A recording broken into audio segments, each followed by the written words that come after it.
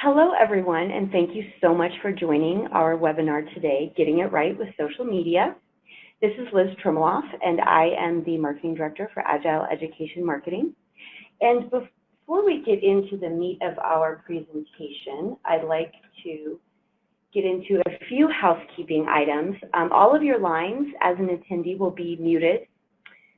We have a question tool that you will see on the right-hand side of your screen, so please feel free throughout our session today to just ask any questions that you have, and we will go ahead and hold those till the end. And then also just keep in mind that you will receive an email in the next day or two with a link to the recording of this webinar so that you can share with other people or review it if there's things that you want to go back over. All right, so let's cover off on what it is we're going to be talking about today. So we're talking about social media, but specifically we are going to be talking about prioritizing your channels, actually getting it right, and then data-informed targeting, all leading up to a really improved social media strategy for you and your business. So let's get into who we have today as our presenters. So I'm really delighted that we were able to bring together this panel today. It's a really nice mix of backgrounds and experiences. Teresa Lawler is going to start us off today, and she's actually going to give us some really great insights into channels and prioritization, and she has an in-house perspective, and that is going to be balanced with Brandon, and he is actually an agency, and he's going to be digging into more of the actual process of getting it right with social. And then we're going to end our session today with Ryan Fox, who is also works with me here at Agile Education Marketing, and he's our Director of Digital Strategy. And he's going to be talking to us about actually targeting and using data to inform everything that you do on social. So if I could go ahead, Teresa, and hand it over to you, I will let you. Great, let me. Well, thank you, Liz, for asking me to join today. I'm really excited to be speaking to everyone and the role that social media plays in your marketing mix. As Liz mentioned, I am a digital strategist for CA Technologies, and we are a software company, so we do B2B software. And let me talk a little bit about what I do there. So I'm with internal marketing, and I work with our various business units, so the people that actually market the products, to help them launch lead-generating campaigns and then optimize those campaigns once they're in market. So at CA, social media, and especially paid social media, are just a part of the mix that we use to drive demand.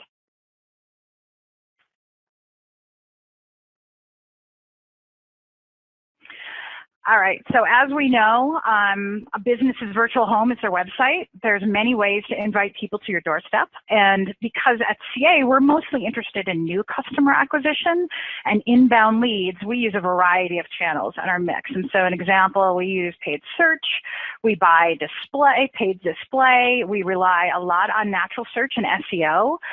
Obviously, direct traffic through bookmarks and just typing in the URL is really important. Online display ads, we send out emails to lists, and then we also do nurture emails. We have lots of content out there in the forms of blogs and collateral, data sheets, video, and we also distribute those on third-party websites. And of course, one of those channels is social and paid social.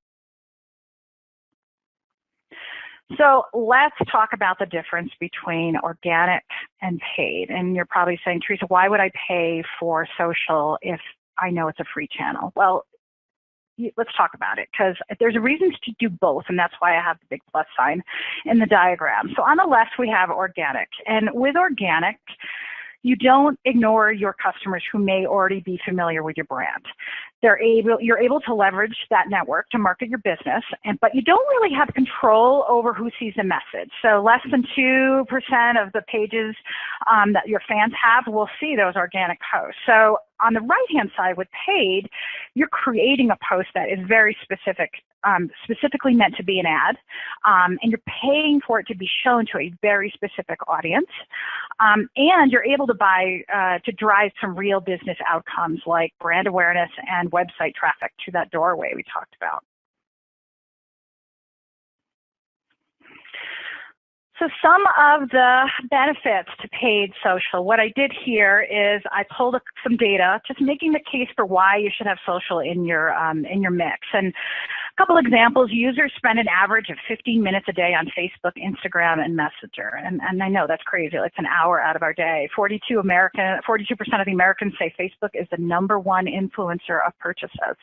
And 75% of the users on Facebook access the site on a daily basis. So it's really where your customers are.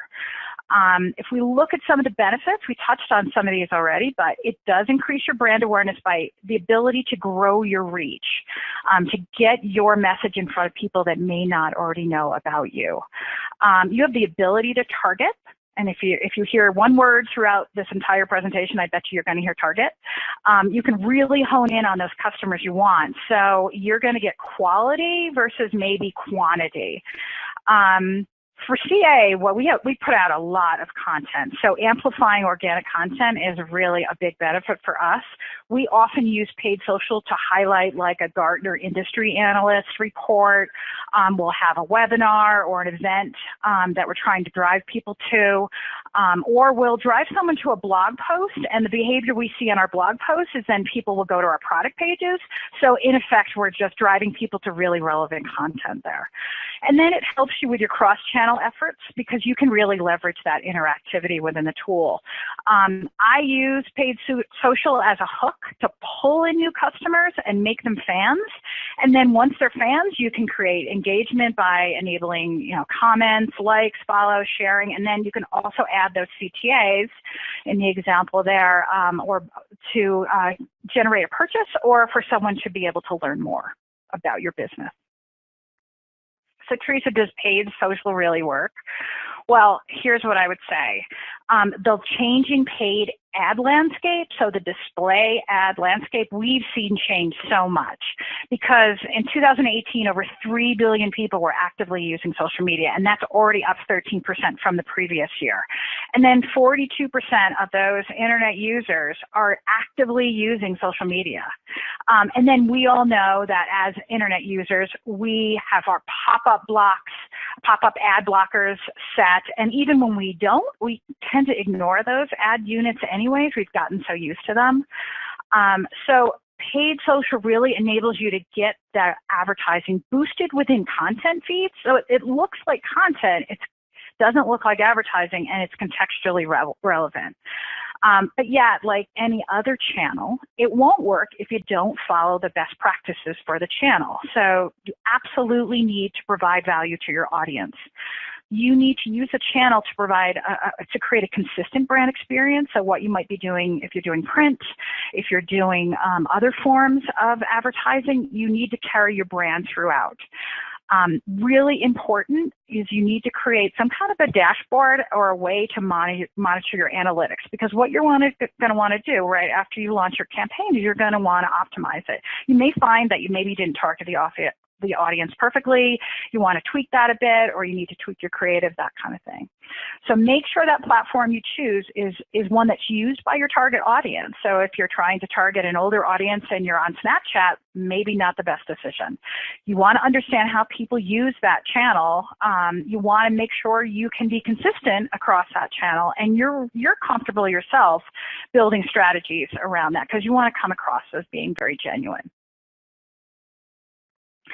I found this great graphic that helps you walk through the things that you should consider when you're trying to figure out the right platform to use for your audience. So at CA, we're a really large company. We are very, it's wonderful that we have the ability to be an in-house and an outside agency kind of model. So we have a social media team, And then we have a digital optimization team, and then we have a demand team. And so the social media team and I'm on the optimization team, we consult with the demand team. So we sit down and we try to understand what's the objectives of this specific campaign. And then we make recommendations on what platform it may make sense. Our social media team tends to focus more from a corporate level, so overall message for the company, but maybe more situated around brand. I will help, and our demand social agency will help recommendations for very specific to campaigns. And you'll be able to access this link through the presentation that you'll receive at the end as well. So I hope this will help you decide some of that. And also an agency, as I mentioned, will help you be able to decide some of the best platforms as well. Once you choose your platform, you're going to have a variety of ad formats to choose from. And I just put on this slide some of the most common ones. So Facebook, Twitter, LinkedIn, at least for the audiences that we're trying to promote to at CA, these are the most common ones. And within each one of those platforms, you have the ability to do photo ads, you can do video ads, you can do carousels. Instagram is part of Facebook, so you can take advantage of that network as well. You can do messenger ads. I would say, you're just going to try to work with your agency or in-house to determine like what's the best format and decide on a few and see how they perform for you. Twitter is also a great one for promoted tweets. And LinkedIn, we've had a lot of success with sponsored email, depending if it's content and who we're sending to. I also found a great blog post. I put the URL at the bottom from Hootsuite, and it goes through all the different platforms and the ad formats they have, and then some of the considerations you want to take into when you decide. So now you've chosen your platform, you know what format you want, and you've launched. This is kind of where I play a role at CA, so you really need to measure its effectiveness. And this is absolutely not a launch and leave it channel. Depending on what your objectives are for the campaign, you'll have specific metrics you're looking at. So if you're trying to build a subscriber list, you should be looking at number of subscribers that are generated from a paid social or a social campaign. If you're trying to increase social media engagement, you should be able to track likes, follows, shares, if people are using our hashtags. At CA, I create dashboards based on those objectives. And those dashboards, then I have benchmarks that I apply to those metrics. And when they are up or down, they will change colors. So red, yellow, green, depending on where they are. And then quickly looking at the dashboards, I'm able to go in and start looking and seeing, okay, the bounce rate maybe is too high for that campaign. I need to look at the creative. I need to look at the call to action. We need to tweak that a bit and see if we can bring that bounce rate back, make it lower so that people aren't just coming and then not doing anything there. So I look at those kind of things, but I kind of divide them into different areas. I look at health of the campaign. So visits this month compared to last month. So I look at a month-over-month percentage change depending on where we are in market. I look at the percentage of that platform or publisher's traffic compared to the rest of my channels, and up on the right-hand side, you'll see that's part of the pie, so the campaign pie, and then all the marketing mix that we have for a specific campaign that we recently ran. And you'll see the dark blue is where our social and paid social, it was around 4% for that. And so you may want to set some metrics for where you want your different campaigns, how you want them to perform. I look at how many new visits I got, so how I'm expanding my audience, and then I also look at how many repeat visits. So now I'm creating some engagement and some fans within that platform. And I think I mentioned I look at the bounce rate, and typically I have a different bounce rate set for organic than I do for paid. Paid tends to be a higher bounce rate because they're not as familiar with your brand, so they tend to bounce a little bit more than maybe organic. And I look at those engagement metrics. So at CA, some of the metrics we look at, we're really trying to get people to engage with the content that we put out. We spend a lot of money to put out content. So we want them to absolutely be looking at a video. In some cases, we can tell how much of the video they watched. social sharing. So did they retweet? Did they share it with a friend? We absolutely look at form fills. So we gate some of our assets, and we want people to fill out a form and then download an asset. So how many of those form fills came from Facebook or Twitter or LinkedIn, for example? We want them to contact us. So that may be through chatting on our site or just visiting our site. There may be a phone number in an ad. And then we just look at whether they're following us as well. So that was just a real high level of why you should prioritize social within your campaign. And so 3 takeaways for you here is social media and paid social should absolutely be included to the mix. I think you should do both, and I think you should add that to what you're already doing, because you want to target specific and new audiences, and you want to be able to drive those actionable outcomes. We already talked about how maybe not as many people are looking at display ads anymore. So this is a great new channel, not new channel, but a channel that you can leverage. You absolutely need to establish those goals and objectives before you launch. That's what's going to drive what platform you want to use and then how you're going to measure. And then you want to be able to optimize for improvements. So you need to know what you're going to accomplish. You need to listen. Remember, this is an interactive tool, so you can actually see what people are doing. You want to measure and then optimize to improve those results. So you don't just leave it after you launch it. And then be aware that it does require some work on your part and maybe some help and quite often some budget. So I talked a lot about tools that we use. We've set up dashboards in Excel, but you can use Hootsuite, things like that. You'll need budget for buying ads, just the advertising itself. And then also developing the right creative. A lot of the times we'll go in and test colors of buttons, the visual, the photo we use, and then we'll also have people actively listening on social media and seeing what they're saying and what they're doing.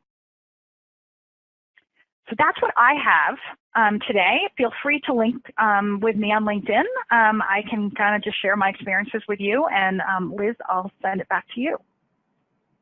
Thank you very much, Teresa. I appreciate it. And one thing that you brought out that I just now realized is it was really great that you walked us through sort of how your company structures the teams and how your teams work together. And I think that that's always a really valuable part of the story for this. So thank you so much for doing that. So Brandon, I'd love to hand it over to you now to take us a little bit deeper into how we be successful with social media. All right, great. Let me get everything hooked up here.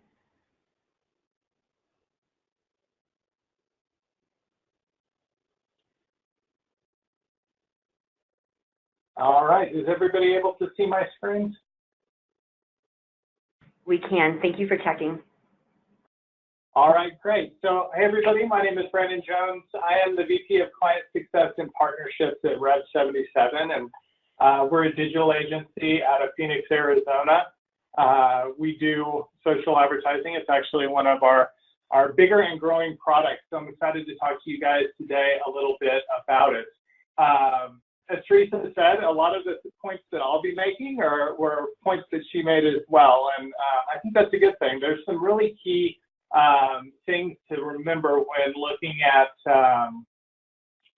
setting up and running a social campaign, and I don't think some of those can be stressed enough. So I'll get started first with defining goals.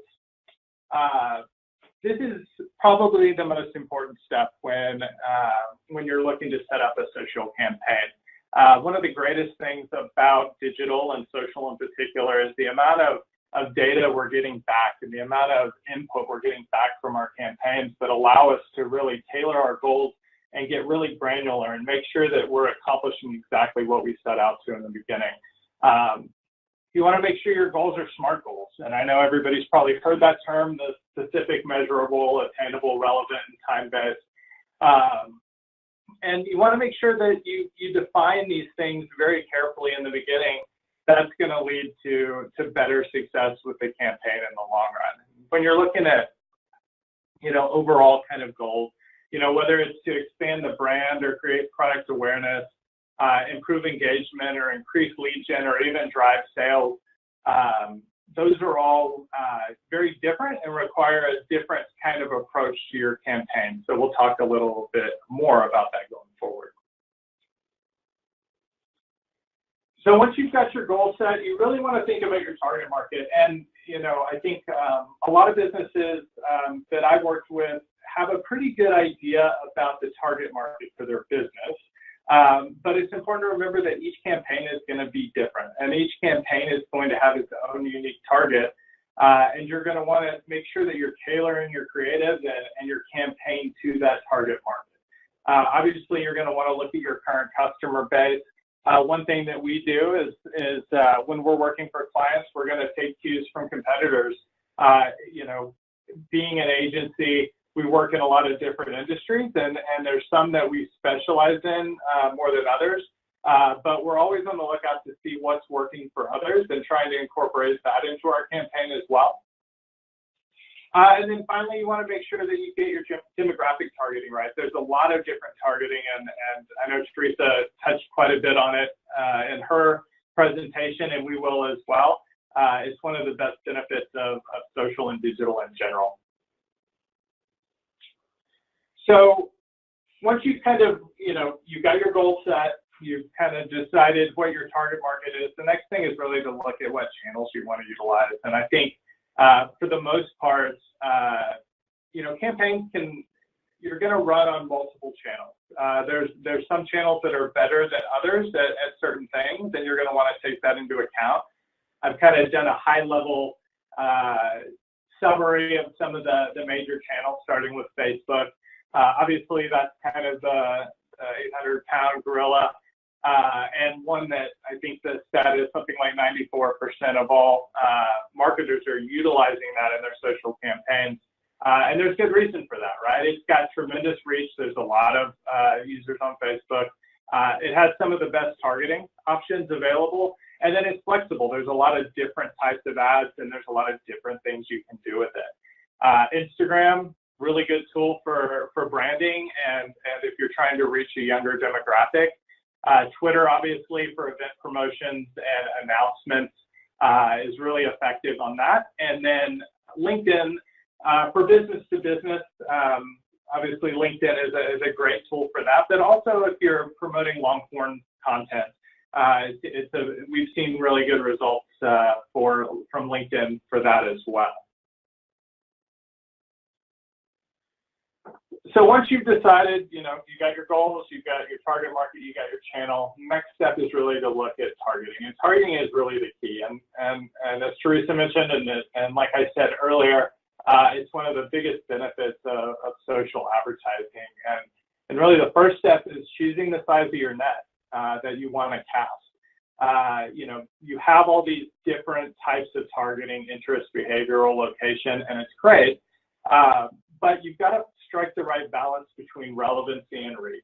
The more tightly you target, the less people you're going to reach. And that's true of all marketing, right? But you want to make sure that the net you're casting is the right size for the goals of your campaign and is large enough to make the impact you're looking to make, but also is targeting a group that's relevant enough to get the type of conversions or the type of engagement you're looking for as well. And then digging a little bit deeper into campaign development. So I focus mostly on Facebook here because that is the largest channel and the one that most everybody is going to utilize in their social campaigns. First you're going to want to start with ad type. And you want to make sure that your ad type matches your goals. And every different type of ad, and I've only listed a few here, have their place, and some of them do better at some goals than others. For instance, image ads, great for branding, has a really large reach. Video, I think everybody has probably heard video is kind of the new big thing, and a lot of companies are utilizing video both in social and other platforms as well. Really great engagement, and also can be a conversion ad type as well. And then carousel ads, we've typically seen the best conversion rate on those. When you're creating your ad copy or your creative in general, a couple things to keep in mind. You want to get their attention. There's a lot of stuff on a Facebook page, right? You want to make sure that your creative stands out. You want to make sure that you have a strong call to action. You want to set that expectation of what you want that user to do, and make sure that you make it clear to them what what your goal is and what you'd like them to do. And then creating scroll stoppers, just again, trying to make sure that your ad stands out above all else. One of the other really important pieces is optimizing for all devices and in particular mobile. The trend has been for many years and continues that way, that more people are utilizing their mobile device rather than desktop, and you should definitely take that into account when building your ads, making sure that, for instance, your ad copy is scannable and easy to read on a mobile device, and that everything works, both on mobile and on desktop. So just a couple of tips for a successful campaign. Utilizing original creatives. Anytime you can have original photos or things like that, it's going to be preferred over stock photos or just kind of basic photos. Refreshing often, you're going to get a lot better engagement if you're really monitoring and optimizing your campaign and making sure you're keeping things fresh. You want to engage with your audience. You want to respond to comments and feedback. And then something that I think Teresa touched on and Ryan is going to expand on a little bit more, you really need to track performance and optimize. Again, digital in general and social in particular, optimization and the data that we're getting back is so key to success. And if you're not utilizing it, you're really kind of doing a disservice to your campaign and you're not going to get the results you're looking for. All right, so switching gears a little bit, the last thing I wanted to talk about is kind of the insourcing versus outsourcing question. And for businesses, really trying to decide if hiring an agency is the right way to go, or if doing their digital or social media advertising in-house is a better option. I think it really starts with taking stock of where digital fits in the company. Is it of strategic importance, right? Is digital marketing a key source of leads? If 70 or 80% of your leads come in through your digital marketing, that should really impact your decision on whether or not you want to bring in an agency to handle that, or whether you want to do it in-house. And I think most businesses would say that brand is key to their success. Brand's important for most businesses, but if it's particularly important and you're really looking to maintain that control over your brand and over the messaging, that should also be a key factor in deciding whether or not to bring in an agency or develop that expertise in-house. Obviously, investment, how much you're planning to spend in digital is important. And then some other considerations that I've seen, and I've spent most of my career on the agency side, but I've also worked on the brand side as well. And particularly here in Phoenix, finding the right talent is very difficult. It's a very tight market, and it's very hard to make sure that you're getting good talent enough to build out a team. So if that's a consideration in your area, or if that's a concern, it's something that, as an agency, we deal with that a lot, and we've got kind of a good grasp on how to bring in the right people for the job and who's out there. If that's something that is foreign or not a part of your business currently, it may be a challenge as you're looking to build out an in-house team. And then scalability, and really scalability might not be the right word here. If your marketing is seasonal or cyclical, and say you have a seasonality where 75% of your marketing dollars are spent in a quarter, whether that be the beginning of the year or end of the year, sometimes it's really hard to have an in-house team and make sure that they're always busy and they always have something to do. That's when an agency might be a better choice. And then I think the final thing is digital being a core competency? Is it something that you want to develop in your business? Is it something that you see as really key to success in the long run? Or is it kind of something that you'd like to keep on the periphery and not invest a lot of time or effort to develop in-house, right? So just did, and this is kind of a summary of what I just talked about, but just a quick kind of pros and cons list. Obviously, the pros for an agency, capability. You're always going to have with an agency, you're going to have a group of people that are very singularly focused on improving their skill set, staying up to date with the latest trends in marketing, and making sure that they're 100% in tune with the best tactics and the best tools to do the job. Scalability, as I mentioned, not just for seasonality, but also if you're a fast-growing business, it may be hard to keep up with your marketing needs or the demands on the team. So whether it's an agency coming in to supplement that, or whether you decide to fully invest in an agency and have them run your social advertising at 100% level, that's something that you have to kind of decide as you go. Can be cost effective. I think, being on both sides, I've seen a lot of really good partnerships between agencies and brands, and I've seen it not work well sometimes.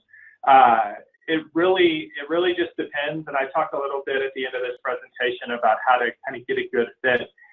But when there's a really good partnership, really good communication, I think you can get a lot out of an agency that you aren't able to in-house in a lot of different cases, especially for small and medium-sized businesses that just don't have the resources. And then finally, tools and resources.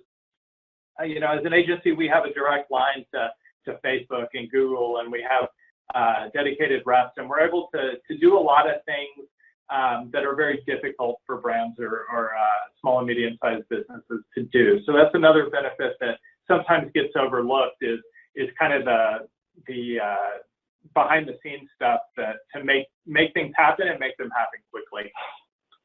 As far as cons, less control. So kind of like I talked about earlier, you're not going to have the same control with an agency that you will with an in-house team. So if that's a concern, that's something to consider. And then you aren't going to gain that expertise in your company for social media or for digital. So if that's a concern, that's something to consider as well.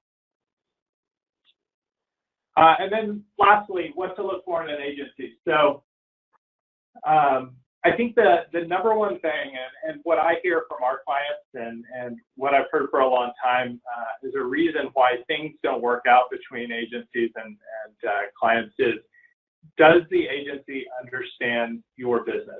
And that's not just the industry, that's your particular business. Is the agency taking the time to upfront to really understand your needs and goals and really tailor the marketing that they're doing to you?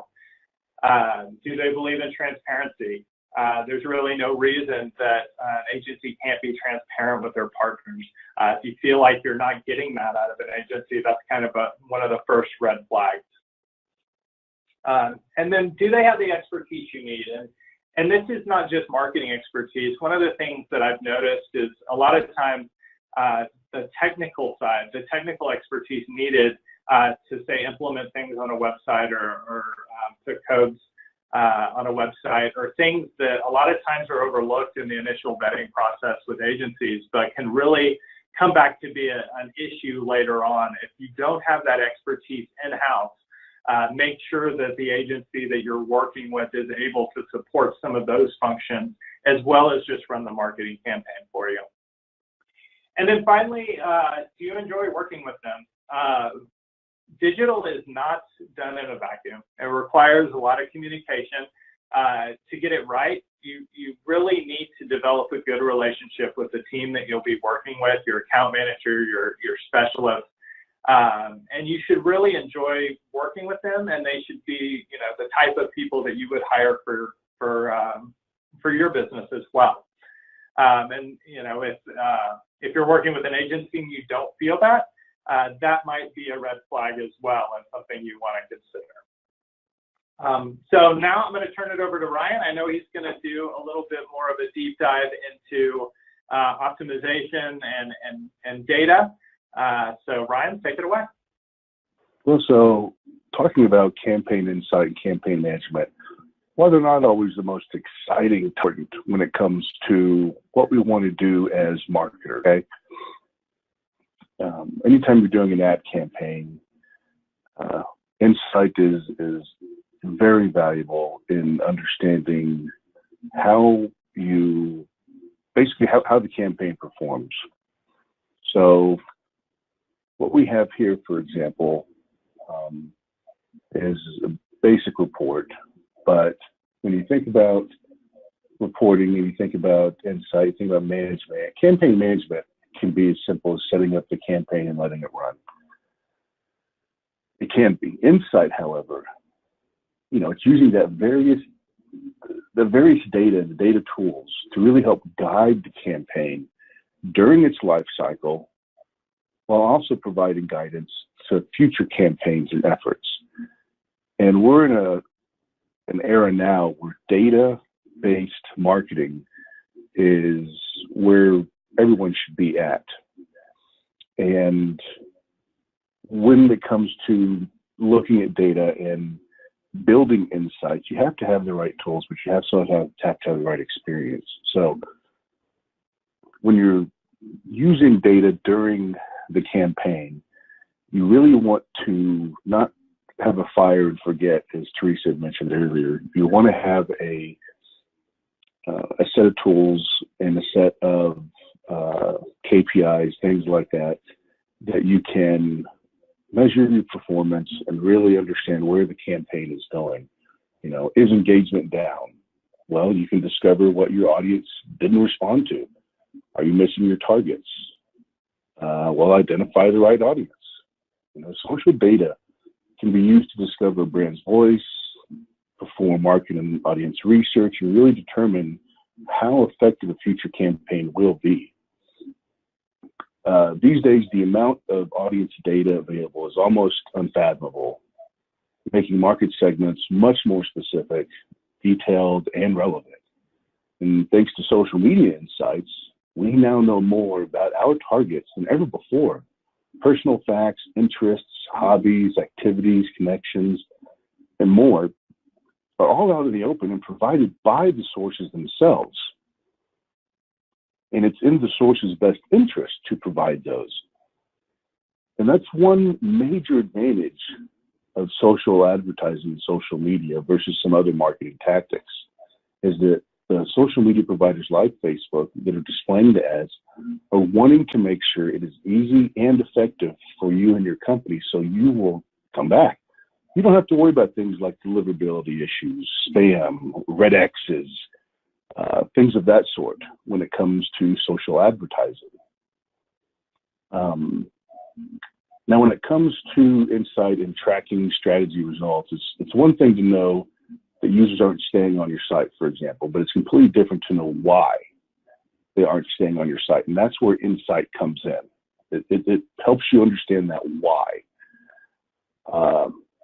For example, you might find that the people reaching your site via Twitter links, they might be the wrong demographic, or they may not be interested in what your site has to offer. If that's the case, your brand then has the opportunity to realign your social media ads and strategy. But you have to be monitoring. You have to have access to data, and you can't just throw out your advertising in your social media and forget about it. There's a wealth of social insights just waiting to be analyzed out there if you want your business to get ahead. And using social insights to your advantage really can increase, word of mouth, segmenting your audiences for future campaigns and efforts, and much, much more. And when it comes to being able to dive into the details, for example, Facebook has over 100 different data points when it comes to metrics, performance results, result rate, reach, frequency, impressions, social reach, amount of time spent looking at a video, post shares, page engage. I mean, the list goes on and on. So the data is there, but you have to plan for it and you have to want to include it as part of your strategy. Now, let's go ahead and move on to campaign management, which campaign management, as I mentioned before, is one thing, but it's only effective, as we have found over time, if you're utilizing campaign insight along with it. So how does one manage a campaign properly? Obviously, we've talked about it during this webinar, but here's just a quick list tossed together. Obviously, defining your goals. And when it comes to targeting, when it comes to actual the advertising piece, define a list of who you want to go after, those segments that tie to the ads. Make sure you're choosing the right channels. Okay, that's, as we mentioned earlier, it's really important. You need to understand how your list size and segmentation play into that, how the ad type that you're looking for, the layout can play into that, and of course, budget. That really dives into that. And go for the full experience. Understand that landing pages are part of the campaign. A lot of customers, a lot of people that we've worked with in the past think that they'll put up a social ad and that'll be it. Well, that's just the start. The advertising has to take them somewhere. And so the full experience, whether it's the form that they go to that's on the landing page, how the landing page ties back to the ad as far as the content and creative, those are all things you have to take into account for that full experience. Otherwise, as Teresa had mentioned earlier, you have things like bounce rate that you're going to have to contend with, and other data points that will show that people are not in fact engaging. So when you're looking at, say, defining a landing page, something to consider is confirming that the goals and what success looks like reflect themselves in the landing page and include the landing page. All right. Whenever we're looking to define the message, we need to make sure that the ads are relevant. We need to make sure that what we're posting, what we're advertising, sets our product, our service apart. And use the customer's language.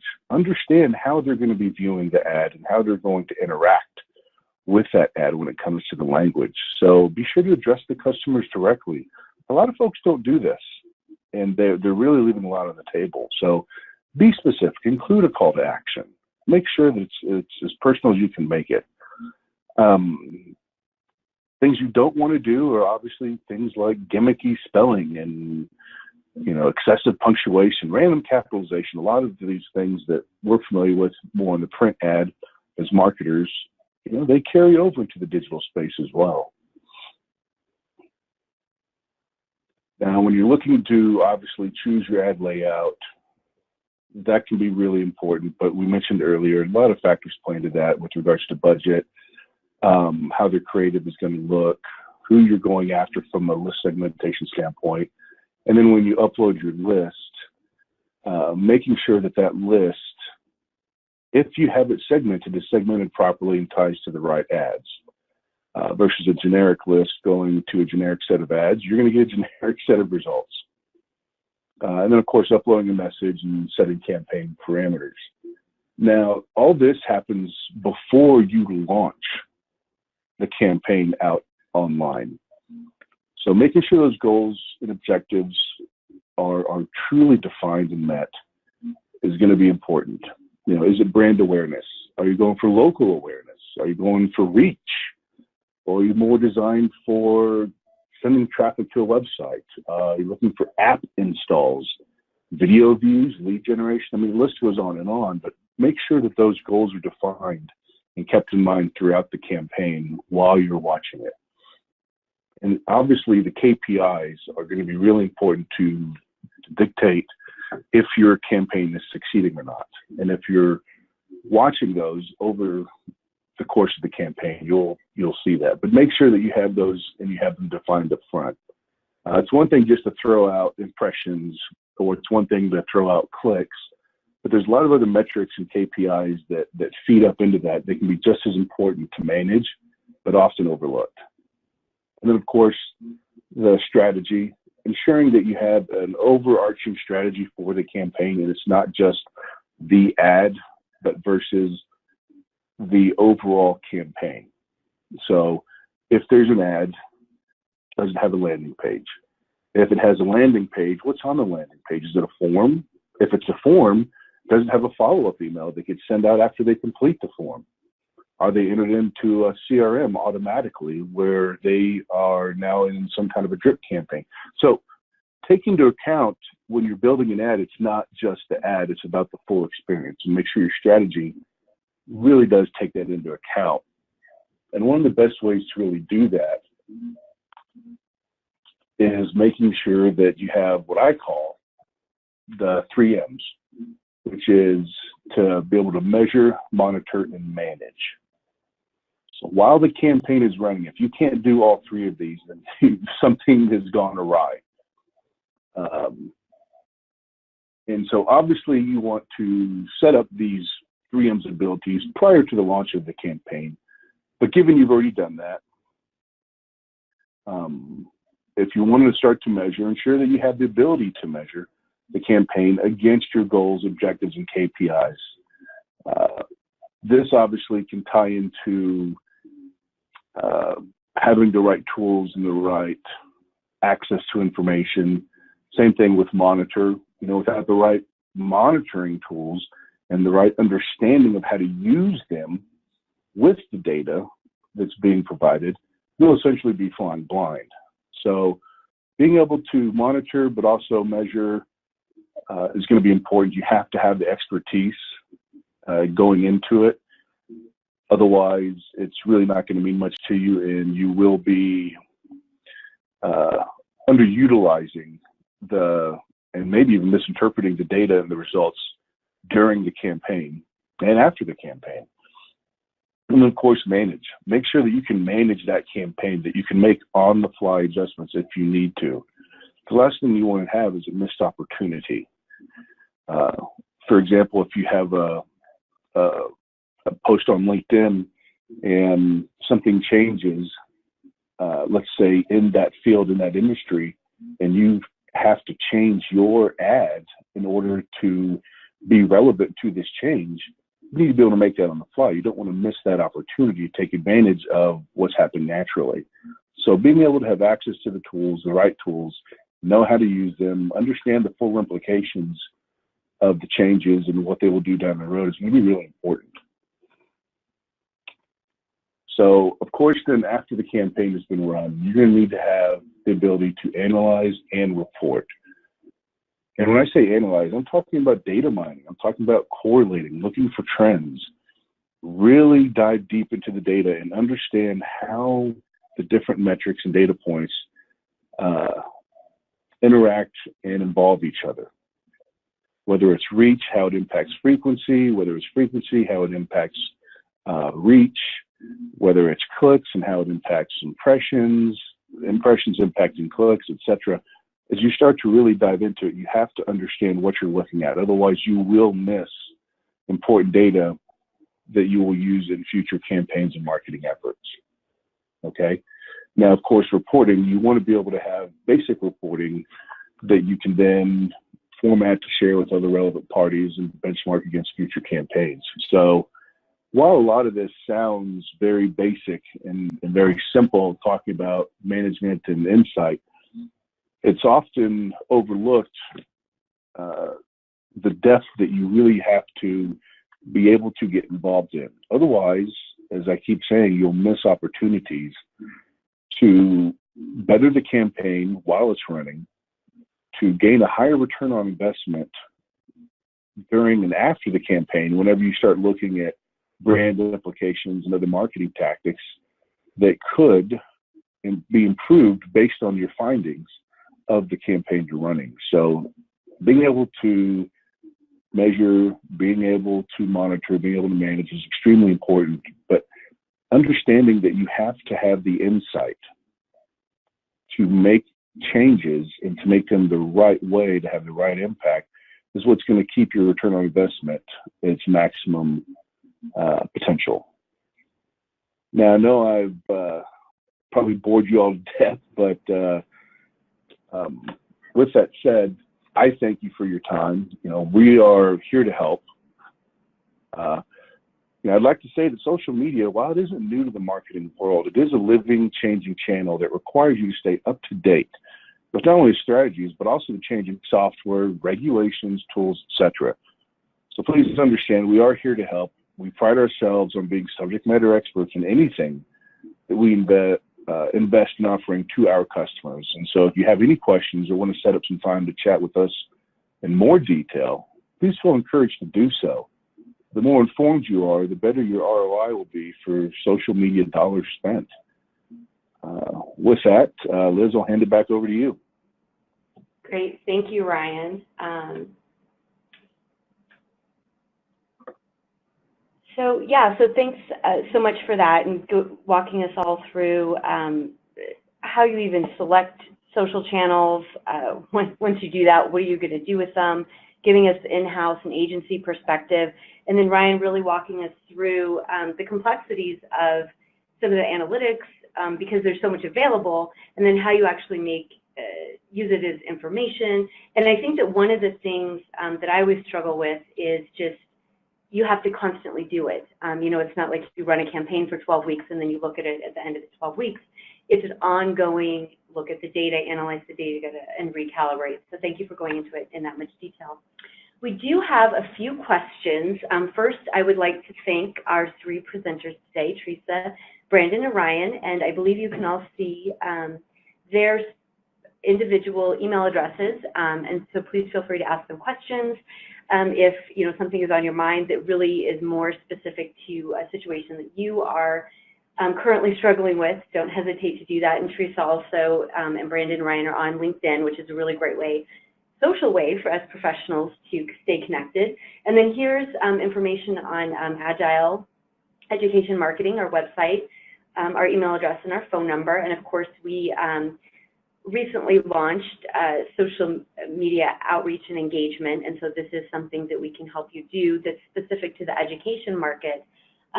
Got a couple questions. One of the first ones that came through, I'm going to go ahead and field right now because it is specific about the education market. And so one of our attendees asked, insights on school and district leaders and their use of social media professionally. So here's what I can share about that. The first thing, and it sounds like you probably already know this, teachers are far more likely to be on social than their just general population counterparts. And in certain channels, even twice as likely, like Twitter is a huge channel for education and educators, even across the world, to stay connected and share. And there's a lot of things that you can learn by just listening on those different channels. If you're looking to engage, I do think that as, with any industry, as you move up in, the leadership roles and for the education market, as you move up in administration, it becomes increasingly more difficult to connect with people, regardless of the channel, and that applies to social. However, it remains a really important channel because a lot of administrators, again, they're educators, and they are much more likely to be on the social channels, and they will connect with you at a time when they are ready to do it. And so that's another really great aspect of social. So that is what I can share in terms of how you can leverage social to do it. I think that probably you thinking about it holistically, social, email, direct mail, even a lot of our clients find a lot of success with direct mail for very specific targeted things. Thinking of it as an always-on channel and thinking about your message and that they will access it when they're ready. Those are the things to keep in mind after you've just educated all of your stakeholders that it's a very big channel in the education space. So, Kara, I'm going to ask if there are any questions that you have, and then I have a couple as well. So do you have any that we should take care of? Yes, I do have a few that we would like to go over, and I think they would be good for everyone that is participating. Teresa, this is for you. What platform do you use for the measurements that you use for your campaigns? So there's lots of those platforms out there. I could tell you at CA, we are an Adobe shop, so we use Adobe Experience Manager for our website, and then we use Adobe Analytics, which used to be Omniture, to pull in data, and then we create dashboards in Excel. We're fortunate enough to have an analytics agency that works with us as well. So they pull in the data from the website and create a dashboard. And then on the social side, we marry that with Hootsuite, and then our social team also uses something called TrackMaven. But there's lots of tools out there, and they're probably all different price points as well. And you know, the benefit of working with an agency like Brandon was alluding to is they have these tools, and so they can share reports out as well. Perfect. Thank you for that. And Teresa, I do have one more for you. You early on, you kind of described how you can get subscribers through your social campaign. What have you noticed with your best practices, and how does that look like trying to get the growth for that? Well, I think there's a couple things you need to take into consideration when you're engaging over social. And I think even Ryan mentioned these as well. You need to practice active listening. So if you're going to engage in social, it's an interactive platform. If there's an opportunity for you to respond, you should do so. You need to be consistent with your brand when you do that. That means within your messaging and your visuals and the way you write your calls to action. And we had a question before, I called it CTAs, and I should know better. I shouldn't just use acronyms, but a CTA is a call to action. You want to create genuine relationships with them online. So the more genuine you are, and the more value you add to the conversation, the more apps there are to engage with you and like be a follower or retweet your, you know, if you're sharing an infographic or a piece of data, or someone else's post that you thought was really meaningful to you and you share that, that reason why it's meaningful to you, that's a great way to engage with them and really speak in their language. And then another thing that you may want to take into consideration when you're having those conversations is understand the people who are engaging with you, are they influencers in that market? Like, so some people might be liking and following, and you find out that maybe they're speakers or they work in the same industry as you two. Can you reach out to them and look for opportunities to partner with them? Or can you retweet their stuff? Can you share blog posts? So there's always opportunities within that network. Remember, it's kind of like going to a cocktail party and meeting people and networking and sharing business cards. Like, you can do things for each other. So I hope that answered your question. Yes, I think that did. And we did have a few come through asking how Agile Education can help in general sell your product. On the slides that Liz provided, there is the info at agile-ed.com. Feel free to send any of your questions to those, and I will be the one fielding those to all of the people that can get in contact with you today to make sure that we're covering everything that you need to know about the education market and how we can be able to help you. Thank you, Kara. That was really great, helping everyone get their questions answered. So Teresa, Brandon, and Ryan, thanks for sharing everything with us today. And everyone who joined us today and is staying a little bit past the top of the hour, really appreciate your time. Looking forward to watching you on social and seeing what types of innovations you bring, and hopefully working with you in the future to bring, you know, help you serve the education market better, and you know, doing a little more for your business with the addition of some social campaigns and strategies, and really thinking about what it is that you're going to put out there. And so I think that everyone's gained a lot of information, and you guys will have something to take away and put into action immediately. And we look forward to hearing from you all as well.